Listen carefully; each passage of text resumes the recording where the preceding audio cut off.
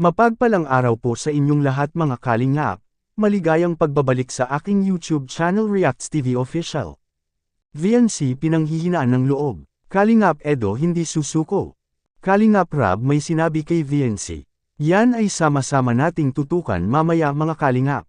Pero bago ang lahat kung nagustuhan nyo po ang ganitong klaseng reaction videos paki-like at subscribe naman po para lagi kayong updated sa susunod kong mga uploads. At maraming salamat po sa pagmamahal at suporta kay Kuya Val Santos Matubang at Idol Kalingap Rab. Paalala lang po mga kalingap, sanay panuulin at tapusin ang reaction video na ito para malaman mo kung ano ang nilalaman nito bago mag-comment. Bago po natin tatalakayin ang ating main topic, balik tanaw muna tayo sa part 13 ng daming nangyayari mga kalingap. Ang daming biyaya ang natatanggap mula sa mga sponsors. Iba talaga kung magmahal ang ating mga solid sponsors ng EDSA kaya hindi po susuko si Idol Eds, lagi nandyan para kay VNC hanggang sasagutin ito ni VNC. Noong nakaraang vlog ni Idol Rab, pinanghihinaan ng loob si VNC, pero ni minsan hindi po siya sumusuko kaya hanggang dumating si Idol Eds sa kanyang buhay ang daming biyaya ang natatanggap. Ito si Edsy. Edsy? Sana all! Sana all! Kasya ba? Wow. Malaki. Kaya sinisira niyo yung kanta eh. Sinisira mo yung kanta eh. Lutukan. Dahil ang tibok ng puso na ni-isa ang nararamdaman. Kalingap Rab may sinabi kay VNC at natutuwa ito sa gustong mangyayari kay VNC mga kalingap.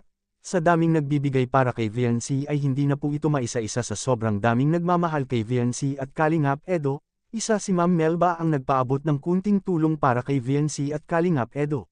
Ayan po mga kalingap, thank you so much po sa mga nagpadala na ito. Di man po namin maisa-isa or may special mention kayong lahat.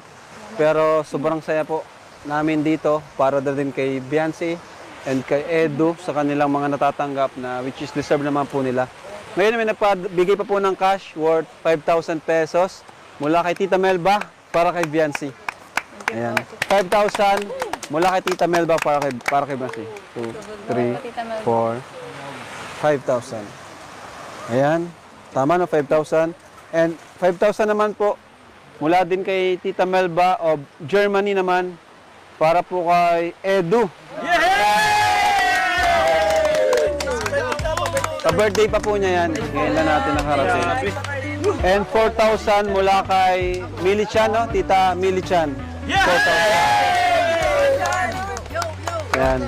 And bigyan pa po natin si Biancy po ng another 5,000. Mula naman sa atin, mula sa ating YouTube channel. Kalingap Rab. Ano? Para kay Biancy. And shoutout po pala sa mga nagbigay na para sa brace ni Biancy. Grabe.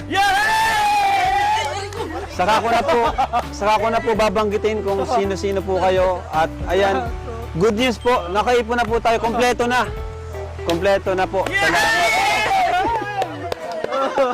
Yan, kasi yan po malapit na si Biancy magkaroon ng brace na request ng mga supporters niya. Ayan. Couple teeth. Ayan, ikaw Biancy, anong gusto mong sabihin sa mga sponsor na parating pa, yung iba andyan na, nasa akin na, nakaipon na, yung budget natin para sa brace mo ay kumpleto na. So, ayan, anong gusto mong sabihin sa kanila? Thank you po Kuya Ron. Kahit sa kanya po yung brace. Yung ano po muna sa bahay. Ano? Sa bahay po muna. Sa bahay na muna. Ayaw mo nang mapabrace na muna tayo? Okay pa naman po. Okay lang po kahit ano. May isa po yung bahay namin. Para ano po, hindi na po kami ano namin. Para makalipat na kayo. Grabe, napakabait naman ni Biancy. Napaka-humble talaga at napakabait ni VNC mga kalingap. Gusto niya sa pabahay lang ang uunahin, kahit hindi muna magpa-brace ng kanyang mga ngipin. Pero wag kang mag-alala VNC, malapit ka ng magkabahay, dahil sa J-Group. Sila po ang nag-sponsors para pang pa-brace sa iyong mga ngipin, at marami pang nagmamahal sa iyo kaya naka-line up na ang pabahay.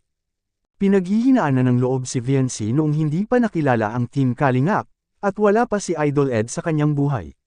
Ngayon dumating na si Idol Eds, hindi ito susuko kahit sa EDSA serye man lang, dahil laking tulong ito sa pamilya ni VNC para may bahay na po sila.